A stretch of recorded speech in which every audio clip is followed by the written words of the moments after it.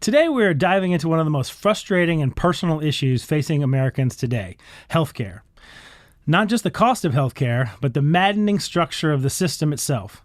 Why does it feel like we pay more every year and get less clarity, less transparency, and less control?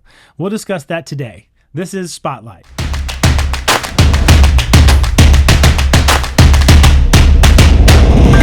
For decades, Americans have been told that if you have coverage, you have security. But coverage is not the same thing as care. Families with expensive insurance plans still face surprise bills, denied claims, massive deductibles, and endless hours on the phone fighting bureaucracies. Meanwhile, the unholy alliance between hospitals, insurance companies, and the federal government continues to drive prices higher. Conservatives have long championed ending subsidies, expanding health savings accounts, and allowing competition across state lines. But are those reforms sufficient to resolve the daunting problems that we face?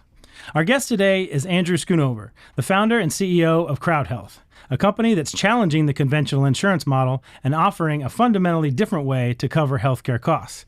If you've ever felt trapped or frustrated by the health insurance system, today's conversation is one you won't want to miss. So let's get started. Andy, thanks so much for being on the show. Thanks for having me. Glad to be here. All right, well, let's just start at the top, the 30,000, 50,000 foot level. We'll get into your personal story in a minute and talk about your company and kind of the solutions that you're bringing to the table. But what do you see as the critical problems with the way that the American healthcare system is functioning or dysfunctioning today? Yeah, I mean, I think I talk to a lot of people and they're like, wow, healthcare is so complex. I don't even understand it. Mm-hmm. You have all these huge companies out there who are self-insured and their CEOs don't understand it, even though it's the number one line item on their budget. Mm-hmm. And so I kind of say I don't think it's that difficult to understand if you understand basic economics, which is, the buyer of healthcare, which is health insurance plans, actually want the price to go up. And few people understand that. Well, what happened about 15 years ago with Obamacare is that there was a law put in place that health insurance plans can only profit between 15 and 20% of your premiums, depending upon what plan it is. And so if you have $1,000 worth of premiums, they can only make $150. Well, how do they make 10% more than that next year so they can grow their profit? How do they go from $150 to $160, $65? Mm-hmm. Well, your premium has to go from $1,000 to $1,100. Right. And so we actually have the buyer of healthcare, who's supposed to be our agent, who's supposed to go out and try to find us the best deals out there, actually have an incentive to see the price goes up. Mm. The sellers of healthcare, these hospital systems, they also want the price to go up. For obvious reasons. If you have the buyer and the seller of healthcare both wanting the price to go up, guess what? The price is going up. It doesn't take a PhD in economics to understand, if you have the buyer and the seller wanting the price goes up, price goes up. So that's ultimately what I think is going on with our healthcare system, with really no kind of counter forces to drive these prices down. You don't have any participant in the market who's trying to drive prices down, and therefore we just have, runaway healthcare inflation. Yeah, so I talked about the unholy alliance, and we've talked about that here at TPPF a bunch, which is we would add a third one on there, which is, the hospitals charge whatever they want. Like you said, the insurance companies will cover the prices no matter what they are. And you have the federal government, which then the only pressure, like you're talking about, the only pressure is really we as consumers start to complain. Mm-hmm. And of course we go to our politicians and say, you got to fix this problem, like fix the industry. And what do? They just subsidize it. Yeah. So they don't actually do anything to get the real price of services down. They don't get the real price of insurance down. They just subsidize it so that we all shut up. And then the prices keep going higher and higher, and they keep subsidizing it year after year. Yeah. And then, we have to have a money printer who prints a lot of money in DC, and inflation continues. And so it's this, never-ending cycle of overrun cost, money printing, and then inflation, which overruns cost again. And so, you have all three kind of legs of the stool. Mm-hmm. Either not caring what the price is or actually wanting the price to go up, and that's where we're at with American healthcare. Unfortunately, you have a personal experience with this that you've shared, but I won't tell your story for you. Talk a little bit about what motivated you to get into this industry in the first place. Yeah, this is my second healthcare company. I swore I wasn't going to do it again after after my first one, given the regulations and all of these things. But I sold my first company, and therefore I didn't have health insurance because most of us get health insurance through our employer. And so I went to where I thought was my only other option, which was the Affordable Care Act. And I got a plan for me, my wife, and my two girls.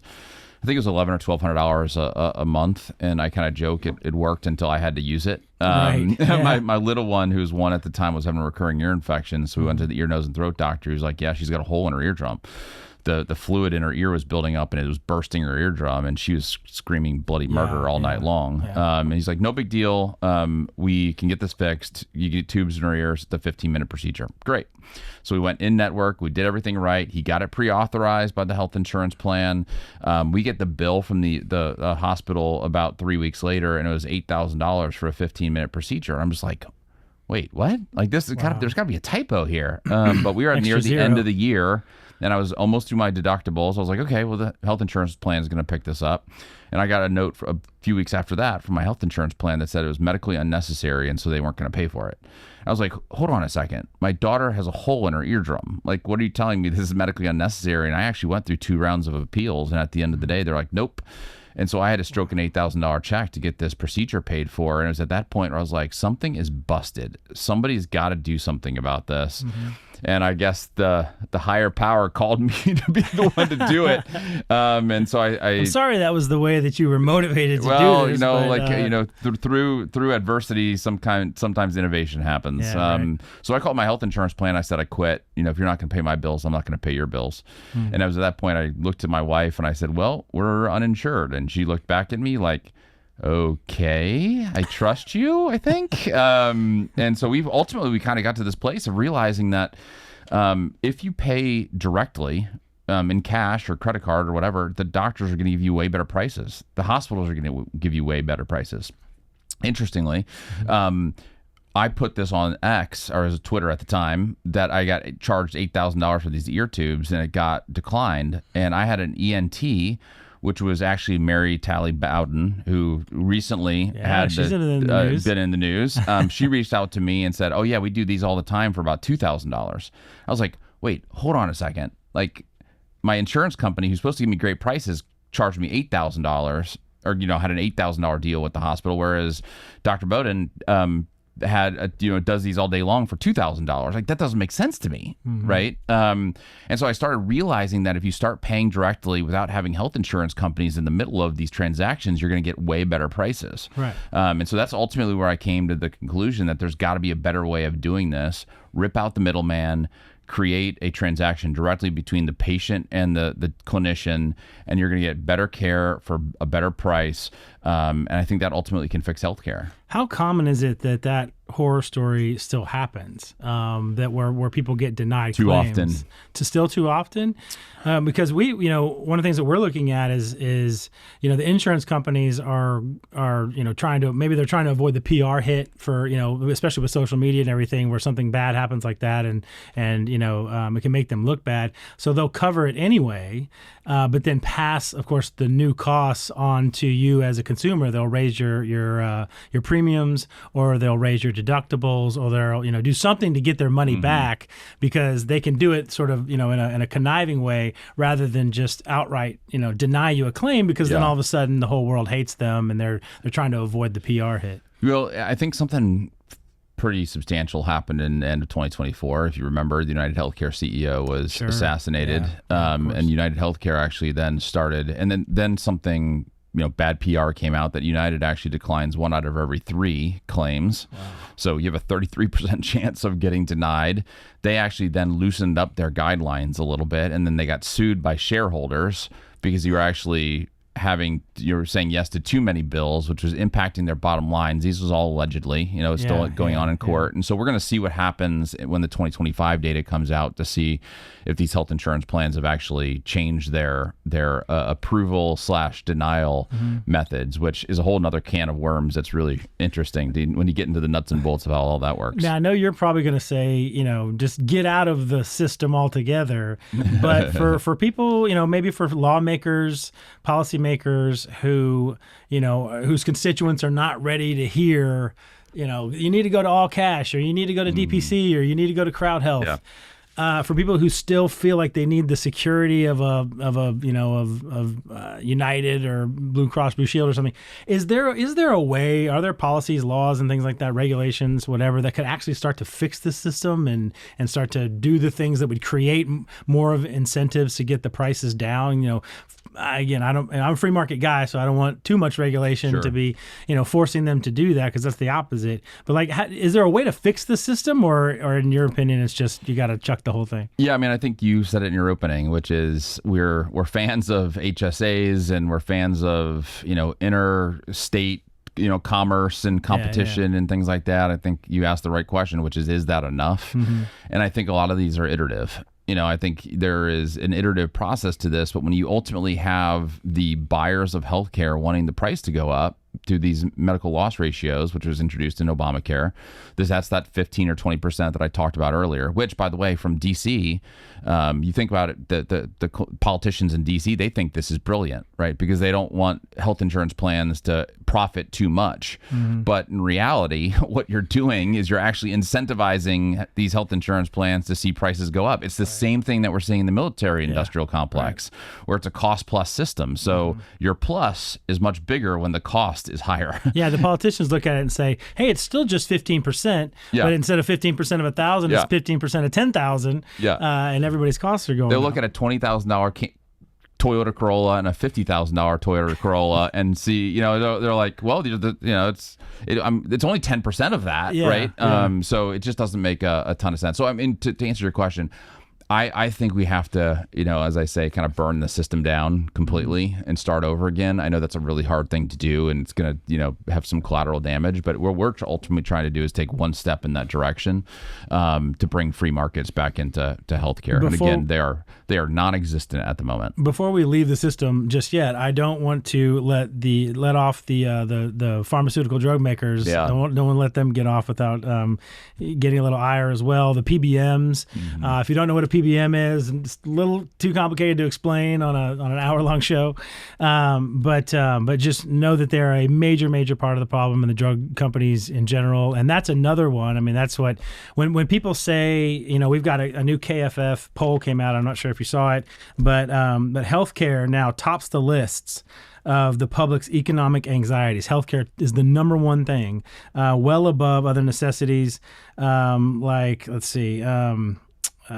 groceries, utilities, housing, and gas. So it's number one of all the normal things that you have to spend money on throughout the month. That's the one that gives them the most anxiety. Well, and getting those subsidies were expired at the end of the year. Right. I think what we're going to see is that in the midterms coming up this year, it's going to be a challenge. It's going to be a challenge for the Republicans, I think. We already saw it, I think, in Tarrant County and their Texas Senate race. This is going to be a huge challenge for the Republicans if they don't come up with something that is substantial. Yeah. And so I think we're going to have a bloodbath in the midterms if we can't figure out this healthcare problem. And when people talk about the cost of healthcare, I think a lot of them are speaking directly to the cost of drugs, because that's their monthly. Sure. Not everybody's going to the emergency room every month, but you're paying for your drugs every month. Yeah. And I think that's where people think about the anxiety. It's like, well, I can't afford these drugs anymore. Now all of a sudden I'm going to have these problems. Yeah, what's going to happen? Well, let me tell you a quick So how do you get after story. The drug companies? Yeah, I mean, we had a woman in, I think it was Colorado, if I'm not mistaken, who had non-Hodgkin's lymphoma, and her monthly med was $40,000. And so we went directly to the drug manufacturer, bypassed the PBMs, got all the middlemen out of the situation, and they gave it to her for $2,500 a month. And so it went from $40,000 a month to $2,500 a month by just ripping out the middlemen in that transaction. And now for her, still $2,500 a month is a lot. But with CrowdHealth, you're just paying the first, if she has cancer. So of that health event, which is the drugs, which is the hospitalizations, which is the surgeries, which is all of these things. That's one health event. You're only paying the first $500. The community takes care of the rest. Right. So it was actually the community getting helped when that $40,000 went down to $2,500 because she allowed us to go and pursue some of these other ways of getting these medications. So there is waste and abuse in all forms of healthcare. It's not just the hospitals. It's not just the drug companies. I mean, it is fairly widespread. I think the doctors are the ones that probably are the best of the group, because I truly believe that the doctors want what's best for their patients and are just stuck in this system, kind of beyond their desire to be stuck in the system. And so what we're seeing is these doctors are pulling out of the system too.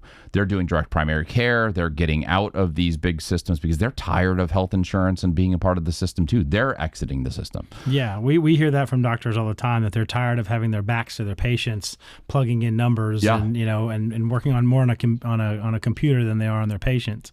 I'm going to skip ahead then because I want to get to some other questions about the system. But you've already referenced your model and the company that you run. So let's just get into it. Tell us a little bit about like how does your company work and how do people get healthcare through your company? It's called CrowdHealth. It's called CrowdHealth. We started it in 2021. As a result of my bad situation, and ultimately me coming to the conclusion that if we can get all the middlemen out of the equations, we can rip that bureaucracy out and have much better prices. And so, and we've actually seen that come to fruition. Over 35,000 bills. Our members are getting 50% better prices than health insurance plans for the exact same procedures.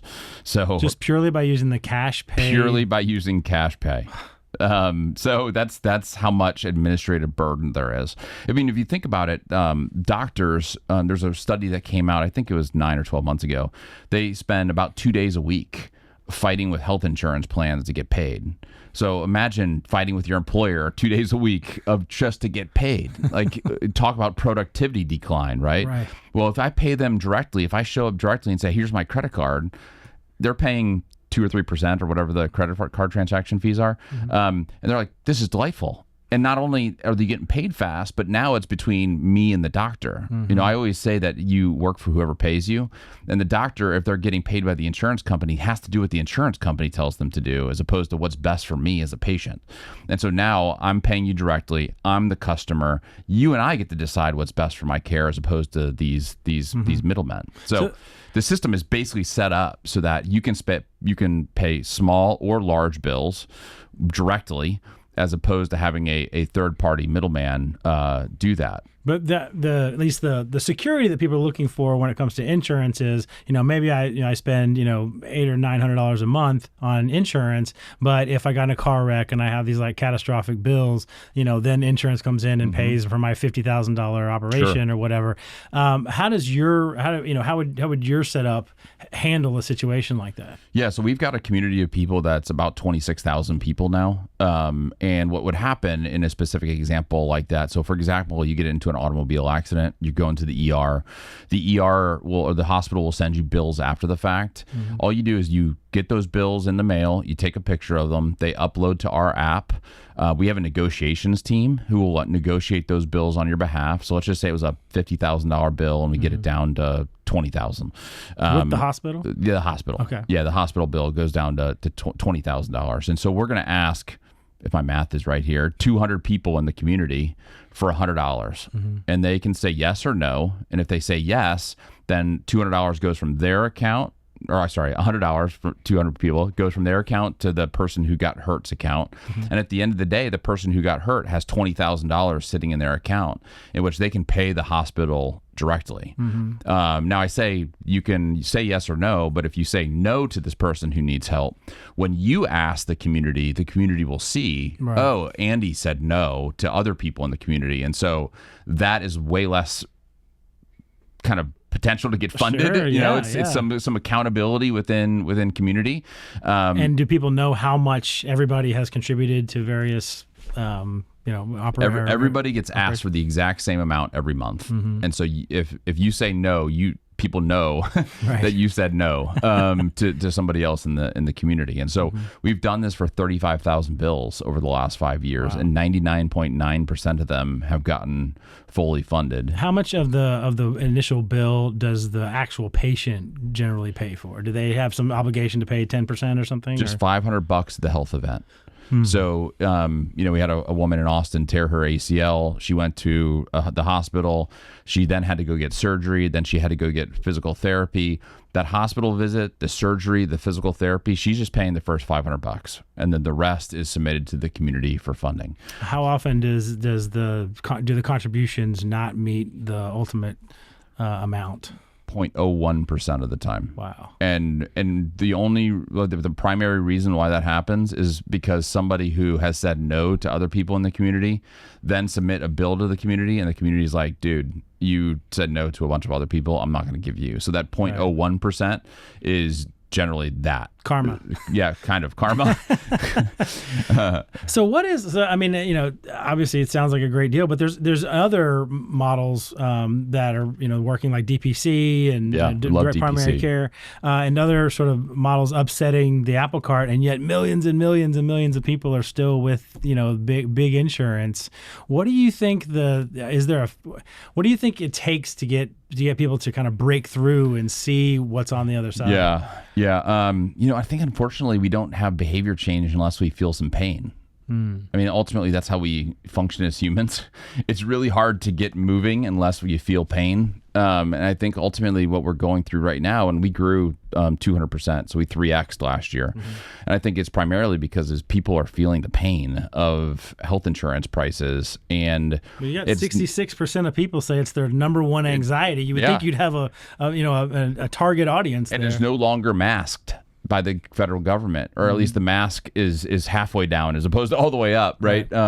Because these subsidies has disappeared. Now we see what the true cost of healthcare is, and people are like, wow, I can't afford that. That's painful. And so they're starting to look at alternatives, and they're looking at alternatives like CrowdHealth and being like, I can pay a half to a third and still, have a viable way of paying for these really big bills.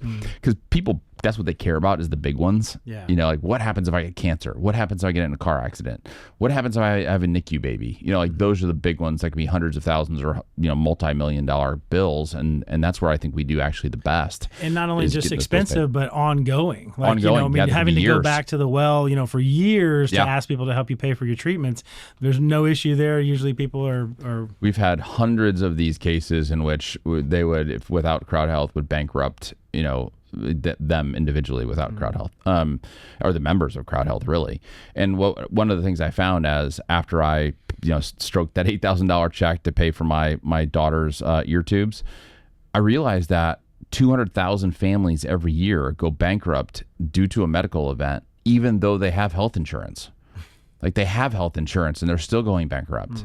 Like the whole point of insurance is to keep you from going into financial distress. Yeah. And health insurance is not doing it. It's for two reasons. One is denied bills. I can pay $8,000. I've been incredibly fortunate. But most people in the United States don't have $8,000 laying around to pay for, ear tubes, which is a pretty benign thing. Or, it's these deductibles, because oftentimes with the Affordable Care Act, you've got, my family this year, I think it was $1,400. I just went and checked just because I was curious. It was $1,400, and I think it was a $16,000 or $18,000 deductible. And it's like, wow, I have to pay $30-some-odd thousand before the insurance plan pays a dime. And most people don't have that money sitting in a bank. Right. There's something like 75% of Americans don't have $1,000 that they have access to. And so we said, hey, everybody can figure out how to get $500. You can figure out $500 somehow. And so we wanted you to have a little skin in the game, but didn't want you to have so much that you had to go bankrupt as a result of it. Well, if you're already paying $1,400 every month, like you said, that's crazy. Whatever that is, $18,000 before, just in insurance premiums. And then you got to pay another $15,000 before you ever get a single dollar of insurance to cover anything. I think you can find the $500 for that. Well, that's I'm backing up a little bit. There's been an absolute explosion in education innovation. And I think that's because you're coming to a boiling point, with parents and seeing what's going on in schools, and the kids not learning, and all the politics and everything involved. And as a result, you have had this explosion in innovation with new kinds of education models. They're either going to homeschool, or they're doing pods, or they're looking for charters or school choice and whatnot. Do you see, is that already happening in the healthcare industry, or do you see that kind of snowball effect getting there in healthcare? Do you think we can have that same kind of innovative explosion, not just with people with a lot of good ideas, but actually the adoption, the widespread adoption of these new innovative healthcare I think ideas? we're slowly seeing this direct-to-consumer approach in healthcare, which means that you're buying things directly out of your own pocket as opposed to wanting getting a health insurance company to pay for it. And so we've seen Function Health, which is this lab testing company where you can get 150 labs or something like that for, I think it's like $350 now. Whereas if you were to pay for that through insurance, it would be like $4,000 or $5,000. So we're seeing some of these companies seeing like, hey, if you do direct to consumer, if you do pay for it yourself, you can get these things for much, much less. And so as deductibles are going up, you're going to be paying for it anyway. So why don't you just pay it out of your pocket? And, forget about the insurance component of this. And I think more and more people are doing that. We're seeing that with Hims and Hers and Roe and all these big companies that are a lot of direct-to-consumer types of companies that are popping up here over the last 3 years. And so I think that the trend is going that way. Now, the big question is, why isn't it going faster? And I think regulatory is clearly the answer. Healthcare is the most regulated industry. Maybe it competes with, financial services, but it's like one of the most regulated industries on the planet. And so it's very difficult to operate within.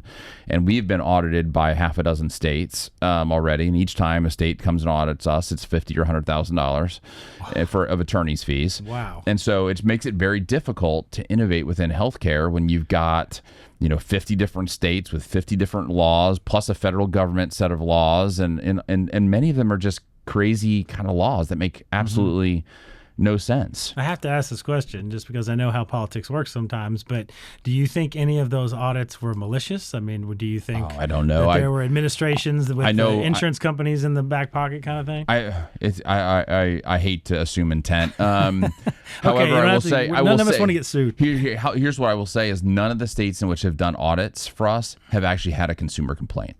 Wow. Okay. That's we the kind of thing that specifically. We creates said, a conspiracy. Do you have any consumer complaints? No, we don't have any consumer complaints. And then it's like, okay, so why are you doing this? And I think ultimately, these health insurance companies, these pharmaceutical companies, we're a fly on a hippo's butt at this point, right? Like we're tiny, and so they don't really care. But I think more and more these big companies that have a lot more money than we do are going to put pressure on some of these legislators or regulators to try to get rid of us because they make way more money with the status quo. They're making tons of money. Look at United Healthcare's stock price over the last 15 years. It's had a tough go of it the last 6 months, but for the last 15 years, they've had a heck of a go. And because they were in the rooms making the Affordable Care Act regulations and policies, and as a result, got to benefit from that. Yeah. We have an uphill battle of trying to break the status quo in healthcare. But if somebody doesn't try, then we're never going to do it. So why not give it a shot? What have you identified, like, let's say in a state like Texas or, in another state where you're trying to expand, have you identified like what the typical roadblocks are? Or is it regulatory? Is it legislative? Like if a policymaker is listening to this, and they want to get, involved in creating more education free or, healthcare innovation and freedom, like, are there things that you've identified that say, yeah, if you could work on this, you would see an explosion in healthcare options and things like that? Yeah, I think some of them are like, I think Texas should be the leader and innovator in healthcare. I think they have the opportunity to do that. I think we're seeing it here in Austin. We're seeing, in Houston, it's got incredible, medical innovation going on there. Sure, yeah. Different kind of parts of the healthcare system, but Texas could be the leader and innovator. And what I'd like to see is them setting up almost like a little innovation sandbox to say, hey, let's try some stuff, and we as the state will backstop it. And if it doesn't work, okay, great. But if it does, then great. We've got something that's innovative here.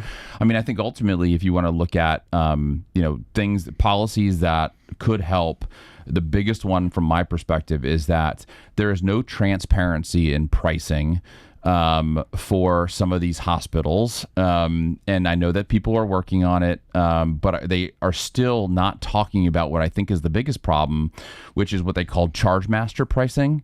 So when you go to the hospital, you get an explanation of benefits from your insurance company. And they say, look at us, this price was $100,000, but we got it down to $15,000. Well, that $100,000 is a fake price. Totally. It's a lie. Yeah. I think it's against the law. If you look at Texas regulations, I think Charge Master is against the law in Texas. And so if we just had legislators who would actually be like, no, guys, this is against the law. This is not right. Or create a law that says, look, you got to give people what the actual price is, right? If you go into a Toyota dealership and they tell you the Corolla is $100,000, but they're discounting it to $20,000, that's illegal. Like, they can't do that because it's a fake price. Why are they allowed to do that within hospitals?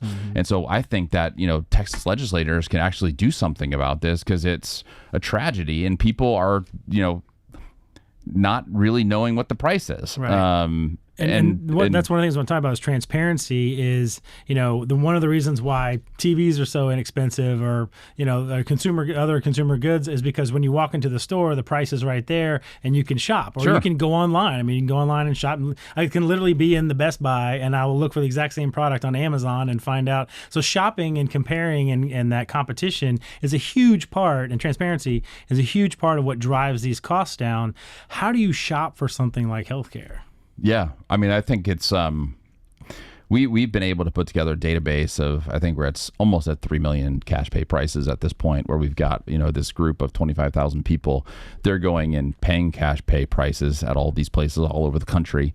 They're getting that data back to us. We then get that data back to our members who are looking for a cardiologist in Austin, Texas, or an orthopedic surgeon, and saying, hey, we know this orthopedic surgeon will do this procedure at this price, and so we're giving all that data back to our members. So all they have to do is go into our app and say, I need a knee replacement in Austin, Texas, and we will pull up all of the data that we have for other knee replacements in Austin, Texas, and we can give them the price of what it would cost to replace a knee in Austin. And not only is it the price, but it's actually the best place to get it too.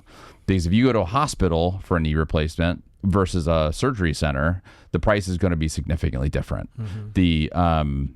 At the Achilles or the ACL, from the woman who was playing pickleball here in Austin, went to the hospital and got a price for $24,000, called us. We know somebody else in town who's awesome, who does some ortho for UT, and said, if you pay me at the point of care and do it in a surgery center as opposed to the hospital, I'll do it for $12,000. So you cut the price in half by doing it at a surgery center, paying directly, as opposed to doing it in a hospital, doing it through health insurance. So if you can get people to less expensive, actually higher quality most of the times, places to do it, same surgeon, just a different location, you can save a ton of money. So we help people shop. We're building a marketplace for healthcare prices, similar to Amazon, but for healthcare. Is it? I mean, why isn't there an Amazon for healthcare? You would think that like this, why do they necessarily have to have almost like a broker call around to find out who's offering the best price at the best service? Why does it need to be that way? Why you'd figure somebody would have figured this out where they can put it all online and say, hey, we've got you need a knee replacement, we've got an 8,000 here and they've got 4.5 stars, and we've got a 12,000 here and they've got 5 stars. I wish we had more time, because this is like a lot of reasons. There's my $1 million idea. Well, no, one is, until recently, health insurance plans actually weren't able to tell their people, the people on that plan, the most inexpensive place to go and do a surgery. So these hospitals and these big hospital systems had agreements with the insurance plan that says you can't navigate people to the lowest cost place. Now that has recently been overturned in federal for monopolistic, tendencies and behaviors. So that's one reason, is the insurance plan couldn't do it. The second reason is oftentimes we don't care. Like, if you go and do a big procedure, let's just say you get a knee replacement and it's $20,000 and your deductible is $10,000, you don't care if it's $20,000 or $50,000. Right. Like, somebody else is paying the bill. You're going to the grocery store with somebody else's credit card. Right. So give me the ribeye, right? Give me the Wagyu, like give me the best you got. Yeah. And so there's most of these procedures that are being done, or those super high cost procedures, people don't care. Well, but I mean, this goes back to the original point, which is that ultimately they will care because the insurance company has to recoup those costs somewhere. And so if they're paying $50,000 instead of $20,000, they're going to get it out of your premiums, or they're going to raise your deductibles, or they're going to reduce the amount of services. But it's a secondary effect. Right. It's not a primary effect. That's right. You don't feel it. You don't feel it. You don't see it. It's camouflage behind the premiums that you're paying, so you ultimately don't feel that directly. This may be a dumb question, but I have to ask because so much of what we deal with in particularly the federal government is Medicare, Medicaid, and Medicare Part D, I guess, is like drug benefits. How does Medicaid and Medicare and drug benefits through the federal government, does any of that touch your world at all? Like if you're a Medicare, like my mom's on Medicare, would she benefit from a program like this, or does she need to stay where she's at? Yeah, I have 4 regulations. Again, I can't serve people over the age of 65 for government regulations, federal. That prevent you from prevent you if you have Medicare, or let's just stop there. If you have Medicare, you cannot go and pay cash for a Medicare service, a Medicare reimbursed service.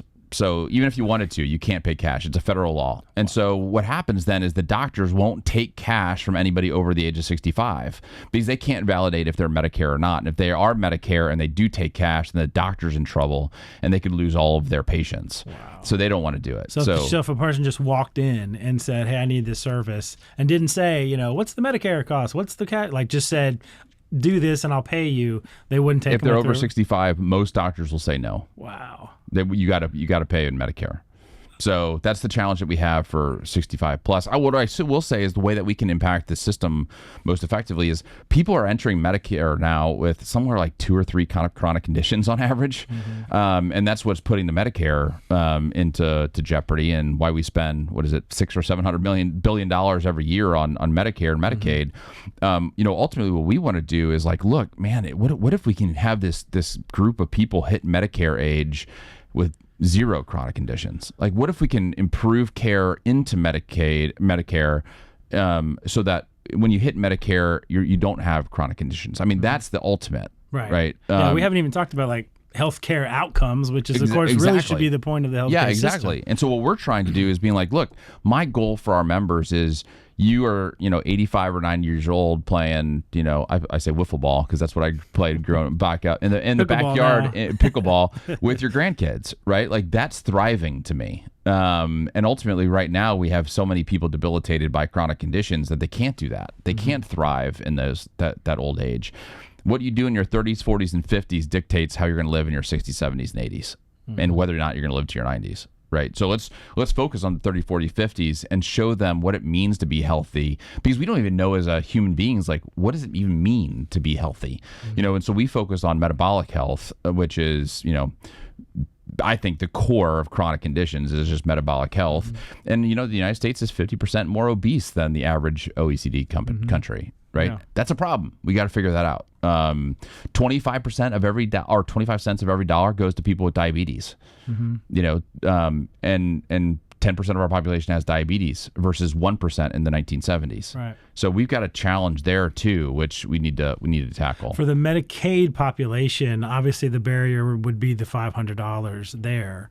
What's your pitch to somebody who's low income who says, well, maybe I have to wait 3 months to get to get my ankle looked at because I'm using Medicaid, but at least I don't have to spend the $500. Yeah, I mean, I think we do really well in that there's a Medicaid kind of cutoff. And what we do really well in that Medicaid cutoff, kind of upwards. And so if you're under that Medicaid cutoff, Medicaid is just what you're going to do. But if you go above that, you have a couple options. One is a low cost option like us, which is you've been averaging about $150 a month for people, individual, versus an Obamacare plan, which is like $500 for an individual. You don't have the $3,000, $4,000, $5,000 deductible with that single plan, and instead it's a $500 plan, a $500 option with us. Yeah. And so we just like line them up and say, you got this option, you got this option, and we're trying to drive prices down as low as possible here. Yeah. They actually want prices to go up here, and so we think we are giving people a really good option. For that just post Medicaid cutoff line. Does the So going back to over 65, I mean, obviously over 65, maybe it's over 55. That's where all the healthcare spending happens, right? Is obviously later in life. Would that upset, the model for some of these innovative product or the innovative new models? Would that upset it if you allowed, the 65 and up onto your model? Would that mess things up because you're talking about a ton of people that need a lot of health care, and the most expensive kind of health care later in life? Do you think if they were allowed onto your program or any other model like a DPC or otherwise, would that upset the financial benefit of all of that? I think the challenge is that the federal government has taken, I think I saw somewhere the other day, it was somewhere between $100,000 and $200,000 of our pay, out of our pay for the last 50 years, to pay for our Medicare. And so you've paid something into the system. Now, do you want to just like ditch that and be like, okay, what they should do is like, hey, I'll give you your money back, but then you own your own healthcare from here on out. That would be the best option. And then we could provide them something that's going to be more than a 20-year-old because you're 65, but I think it would be way more reasonable than the way that Medicare is currently working. So I can't see Medicare calling a 65-year-old and be like, I'm going to give you all your money back, and letting you take care of your health care. Although I think that would be a much more effective way of doing it. Well, we all know it's a Ponzi scheme anyway with Social Security and all the other government programs that end up in the general fund, and we're still trillions in debt. You said Texas should lead the way. Totally agree with you there. There's my pitch for Texas leading the way. But, is Texas leading the way on healthcare innovation? And if not, who else is doing it better? And if you say Florida, we're going to have to cut. And we can't do this anymore. But now I see more innovative companies in Texas than anywhere right now. And I will tell you that like California, which is known as kind of the innovators in tech, right? Not the innovators in government, but the innovators in tech, are scared of healthcare. Like they don't get it. And so I think there's secondary places like Texas and Florida and other areas that I think are starting to lead the way in some of these healthcare things. I mean, we've got, a innovative curative across the street. We've got CrowdHealth here. We've got all kinds of cool, innovative things. And I've been to probably a half a dozen healthcare meetups over the last 6 months.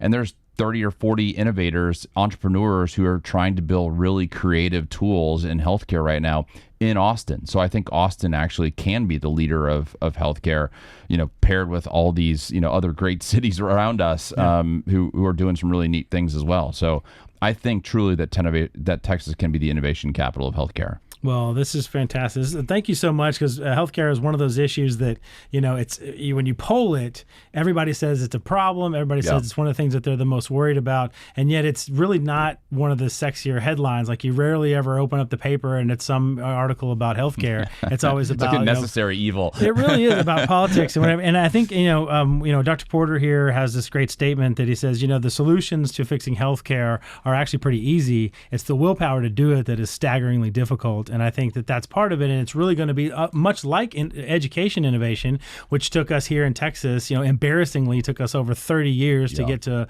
place where we actually have education freedom. But maybe a place like Texas could be a place where you start to see the tide change, because you do have so many members, so many legislators, and you have, statewide elected officials that are very pro-market, pro-innovation, pro-sandbox, and trying different things to find out, how to grow prosperity and freedom. So maybe I think Texas the Maha movement is doing some really interesting things on, what we're putting into our bodies and how we're exercising and just the state of our being. I think they're doing a great job on that. I think there needs to be a similar movement on the way of like, how do we pay for this stuff? Because that payment model is incredibly busted. But we need to get both of these figured out. We need to lower the obesity rates. We need to lower the prices. And if we can get those two things figured out, then, obviously not an easy thing to do. But, that's ultimately where we need to be focusing our attention. Are there things, I always like to end up, I want to end right there because it was a positive note, but I do have a question. Donald Trump, President Trump, even if, it's not clear cut what his executive authority is to enact reforms, a a lot of times he will do executive orders, which will at least get the ball rolling. Are there things that maybe the president could do? Because again, you have a friend in the HHS secretary. You have someone like President Trump, who's not afraid of taking risks and being innovative and pushing the envelope, particularly if he thinks that the public will be behind him on this stuff. Are there things? Have you looked at maybe things that the executive branch could do to kind of get the ball rolling here? Well, I mean, I think one of the biggest tragedies of healthcare is that we've taken, there's a kind of a post-World War II relic of sticking our employment with our healthcare. I think those things need to be bifurcated. They need to be separated. And we should not be getting our health insurance from our employer. And in reality, what the employer should do is give us that money that they're spending on healthcare and then letting us use it in the most market efficient way that's best for us or our family.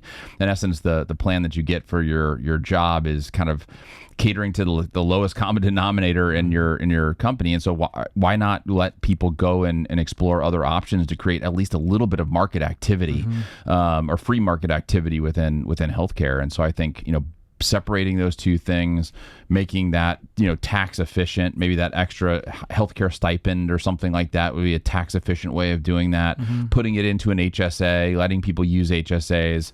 I mean, I think there's something there that I'm not sure if the White House can do that in executive order because I know it's in law with Obamacare, but I think it's, if you separated that, I think you'd see a significant improvement in prices and costs. So we talked about at the beginning, expanding health savings accounts, allowing competition across lines or across state lines. Again, those are good conservative, pieces of reform and legislation. If it's not enough, what else could be the next thing that could get us there that you'd like to see added to a conservative agenda on healthcare? Yeah, I mean, I think it's the employers. I mean, separating the employers. That's the big one. And I don't think.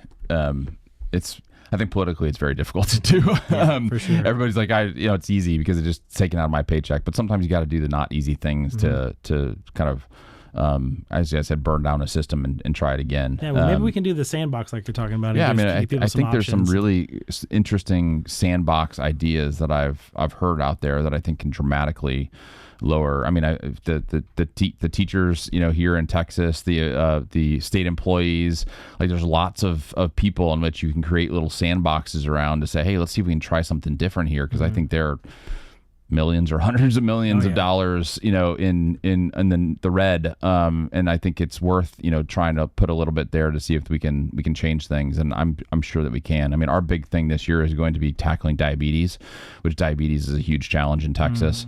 And most of type 2 diabetes is reversible. And like I said earlier, 25 cents of every dollar is going to people with diabetes. If we can take care of diabetes within our state, we can massively reduce costs. And so we're going to tackle diabetes at CrowdHealth in 2026, and we're really excited about that. Awesome. Andy Schoonover, CEO of CrowdHealth. This has been a fantastic discussion. I feel like we could cover a bunch more issues, but we're going to have to leave it there for right now. Thanks for having me. All right. Thanks for being on. Thanks you for listening. Thanks you for watching, and we'll see you next time.